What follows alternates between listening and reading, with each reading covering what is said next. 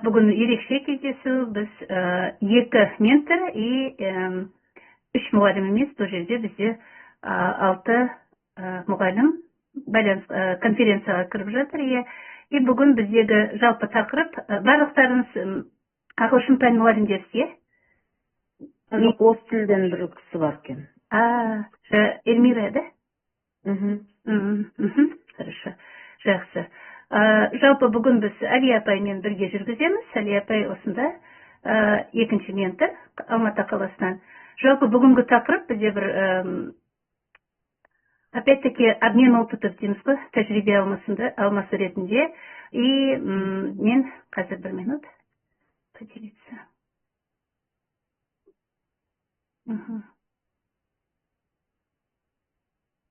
Ана жерде менде ашылды ма? Көрініп тұр, иә? Көрінеді. Мен ағылшын пән мұғалімдері деп ойлағанмын. Дегенмен былай экранды ашып сөйлеп отыра берейін, айтайын аудармасында experience sharing.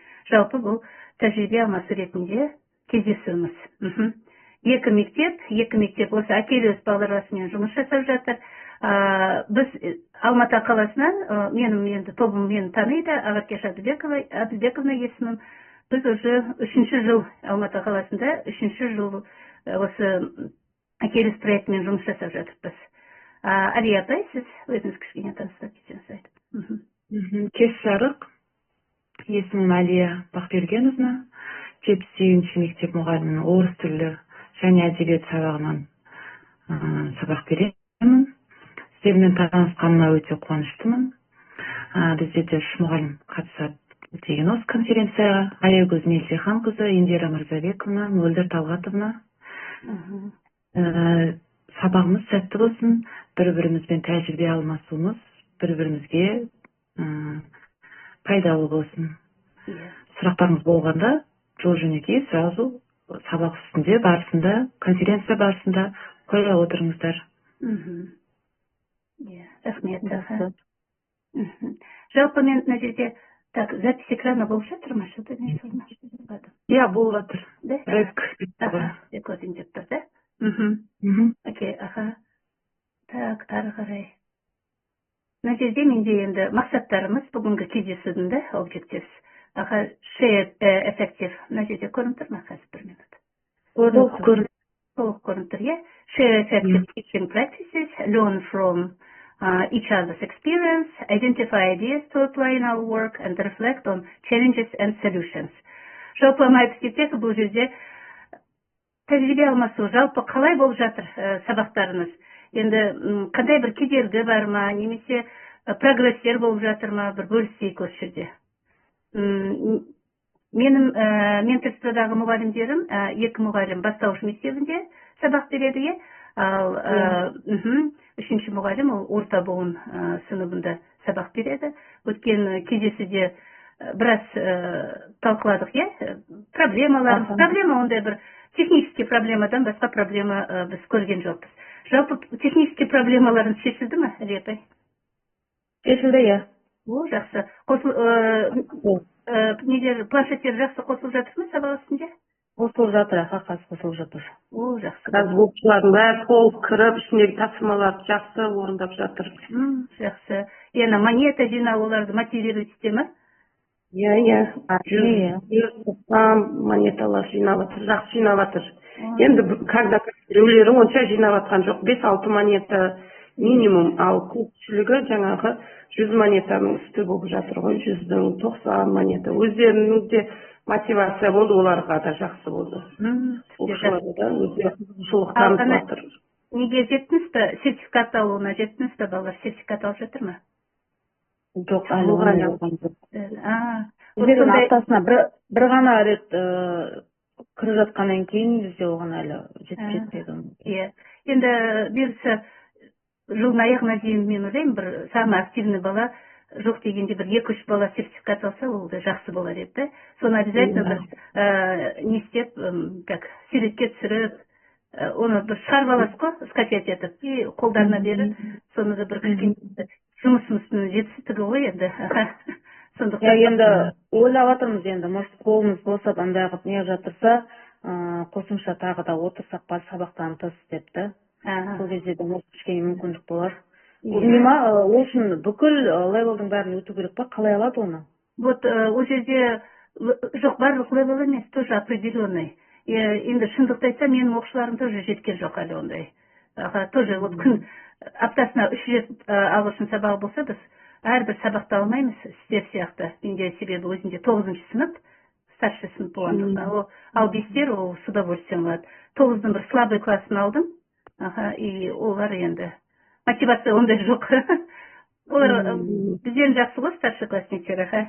А вот кіші класстар, Али апай екеумізде бастауыш сыныптар, олар енді қызығушылықпен жасап жатыр ғой, бірақ ары қарай біз көтеріле берейік десек, оның үшін бәрі кейбіреулер күрделеніп кете ма деп тұрмын да, өзім ойым. Ана жерде содержаниесіне қарап жатырсыз ғой, сабақтың да? Иә, планмен тақырыппен сәйкестендіріп өтіп жатырмын. Орыс тілі Али апай, сіздегі орыс тілінен біліп? Насибуллина. Сізде қандай? Менде 6-лар жоқ, 6-шы сынып жоқ, тек қана 5 пен 7. 7 онша қызықпайды.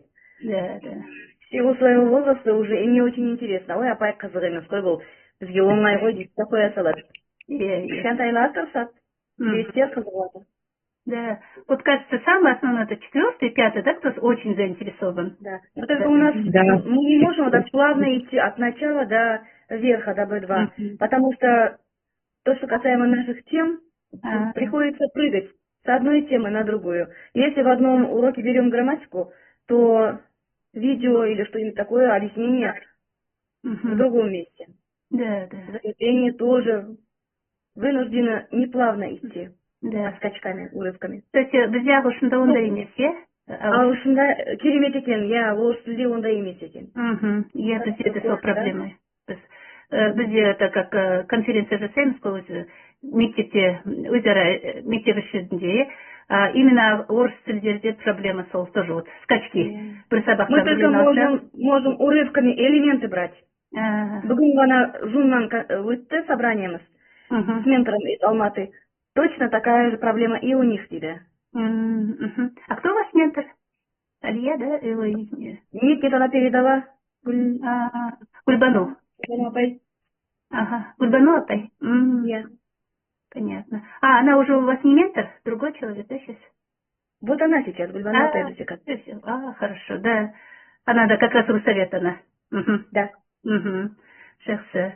Ну, хорошо. У нас одинаковые проблемы. Да. Хорошо, рахмет. Да, я так рада, что наконец планшеттерді сіздер уже іске асып интернет дегеніміз. Көзім жетті, да, интернет, оказывается, қажеті жоқ екен. Да. Получается, да, Жанат апай, Али апай? Без... Қазір жақсы. Қазір кіріп жатыр. Біз ана сервис классе дегенді ұмытып жүр екенбіз. Біздегі проблема кейбір мұғалімдер қосылмайды. Әрбір оқушыда сервис классе, и содан соң уже прямо, такое прям наслаждение было, когда у нас все зашли, и интернетті қажеті жоқ. Рахмет, енді өзіміздің планшетпен оқушылардың кіргенін біз неғып отырамыз ғой, бақылап. Қанша монета жинағанын бәрін көріп, қайсысы кіріп түсінмен тапсырма орындап жатыр, ал қайсысы тапсырма орындамай басқа нәрсе ойнап кетіп жатқанда оқушылар бар, соны тапсырманы орындап жатқанын бәрін көріп, сөйтіп кері байланыс жасап отырмыз. Жанат апай, а вот басқа ойын ойнағанда олар Акелистен бөлек, или же сол Акелистағы басқа сабақтар? Акелистің үстіндегі біз негізінен тапсырманы орындаса дейміз. Арасында одан шығып ойын ойнайтын да бар екен, өткенде айтқандай монетасына киінуге де болады екен, сыйлық қойын дейді ғой, өлең айтатын да ішінде бәрін балдар бізден жақсы біледі ғой, ішінің бәрін. Оның бәрін олар сөйтіп істейді екен да. Біз айтамыз, бір тапсырманы орындау керек, программа бойынша, жоспар бойынша, одан кейін барып ары қарай уақытқа батса, сонысын көреміз деп айтамыз да. Мысалы, біздегі мұғалімдер смарт тақтаға ашып отырады, өздерінің несін планшетін біріктіріп, получается, мұғалімнің планшетін олар экранда көріп тұрады балалар. И прогрессті ашып отырады, сонда смарт тақтада прогресс. Әр бала бір-бірінде, как соревновательский дух болады да. Анау жинады, мен уже одан да көп жинадым деген сияқты. Немесе ана кішкене байланысты ынтымақтастыққа қалай қосып жатырсыздар? Да, соны тоже өткенде осы Назар бізге мектепке келіп қосып кетті. Қосып беруге бола ма екен? Болады, аха. Смарт-тақтаға именно мұғалімнің несін қосып қойса, вообще керемет екен. Себебі балалар все уже на экране прогресс көрініп тұрады, әр баланың. Біздер оны қоса алмайды екенбіз сонда, ондай істемедік. Біз ондай әлі істемедік, апай олай қосамадық. Біз ондай істеген жоқпыз. Да, онда несін жолын үйреніп алайын, қиын емес. Қиын емес екен, ол өзі келіп бізге несін кетті. Сіздер сұраймыз ондай ендігі сабақта қалай қосуға болады. Үйренейік, аха. Жақсы.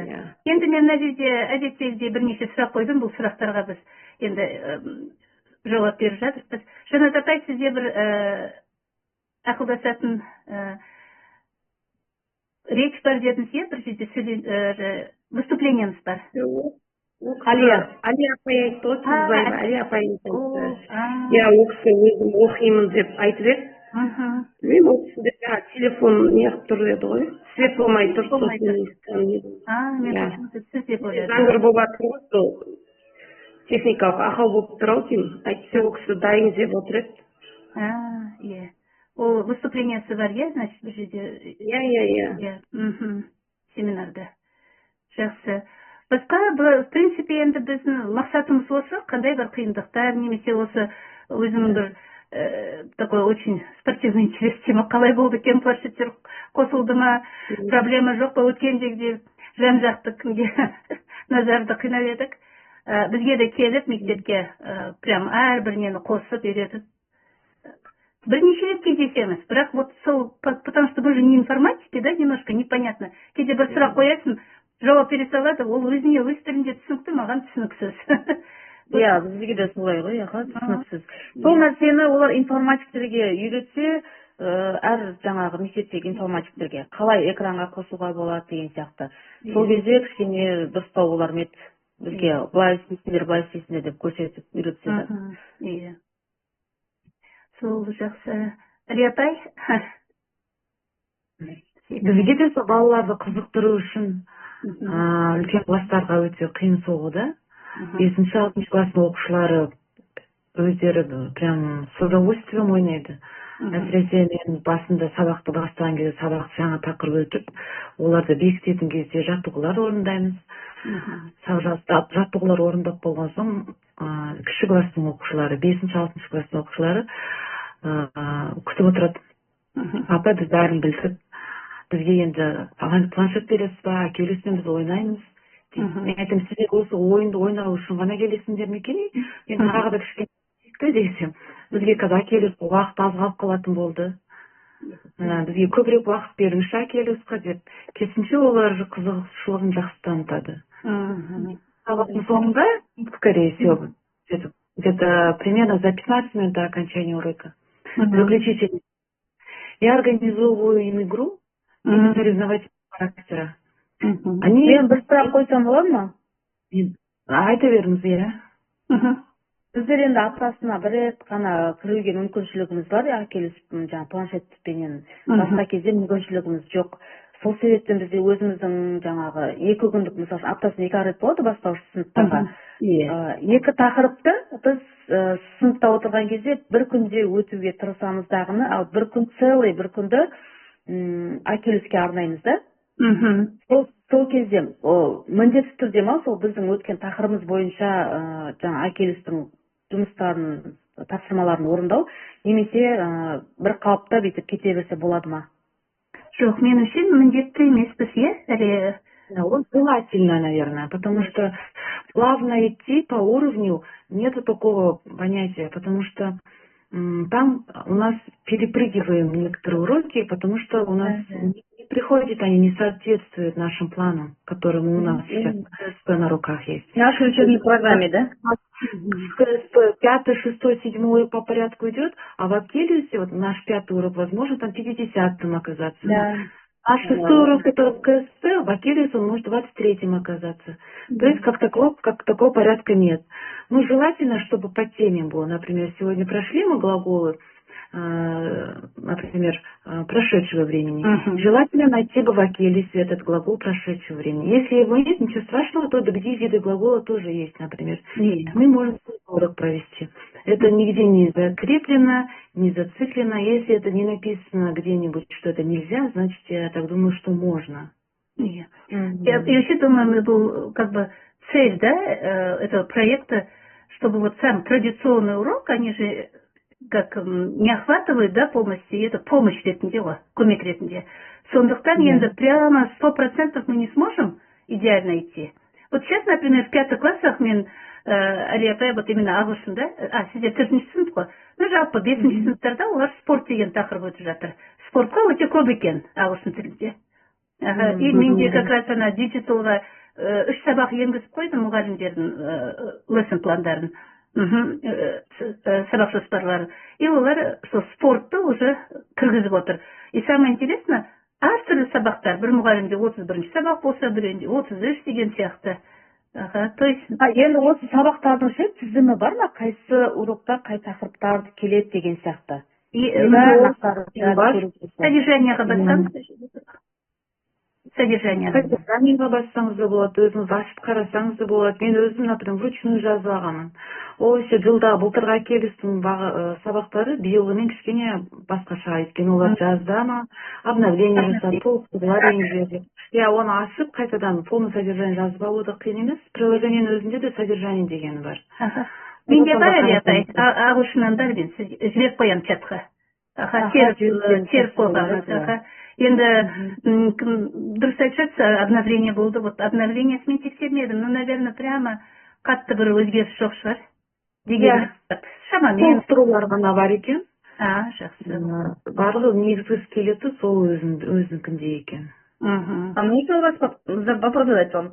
Алия ханым, вы можете то, что вручную написали, скинуть в чат? Да. Нам такое облегчение было. Хорошо. Спасибо большое. А вот у нас мы сейчас, когда 2 года работали, когда не МУИ с нами руководил, а ЮНИСЕФ сам, и тогда русский язык, он с тех пор, да, ходил, по-моему, было, скидывали много. Да, я же говорю. Первый день, да. Мы сразу записали, что потом нам не было необходимости тратить на это время, на поиски нужной нам темы. И когда у них обновление проходит, мы просто заполняем этот список или что-то, может, корректируем. Ну, как категорически там никаких изменений особо и нет. Да. Ой, вы со мной тоже поделитесь, я тоже своим руссоветом скину. Да, в чат скинем.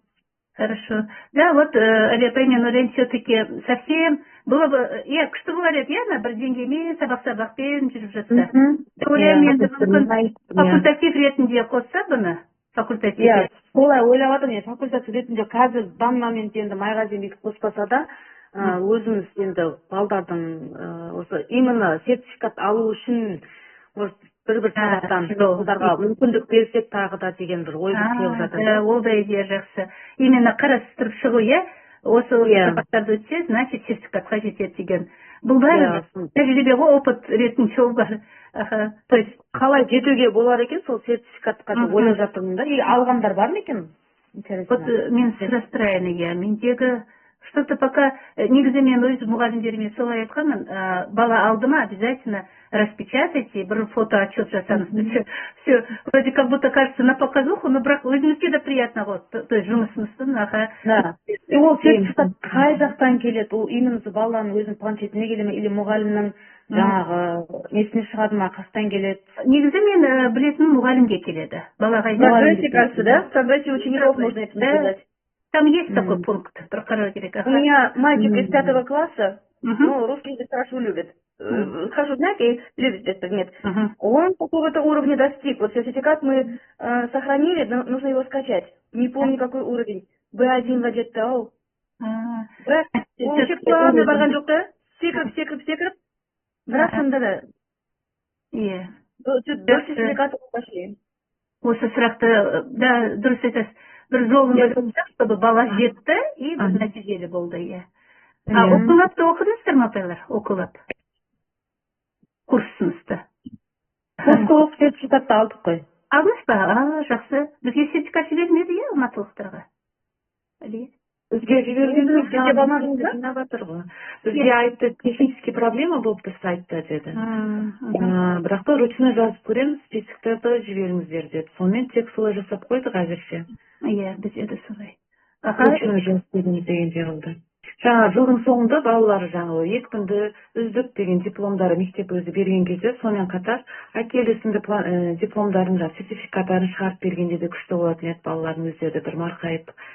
Иә, бір мына деңгейде өтті, мына деңгейде меңгерді деген сияқты оларға да кішкене достижение болатын еді да.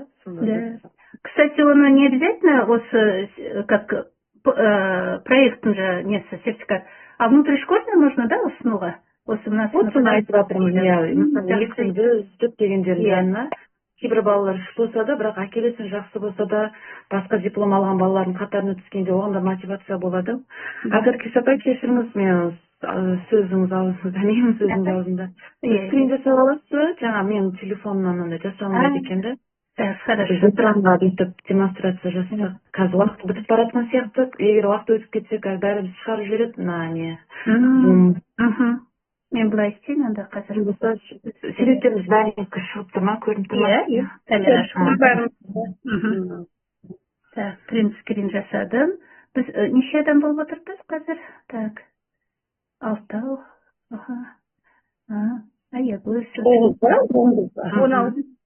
Қосылды ғой қыздар. Қазір мен түсіргенімді енді придется WhatsApp-ны ашып тұрамын. Иә, сразу жібере саласыз. Документіні. Так, вставить.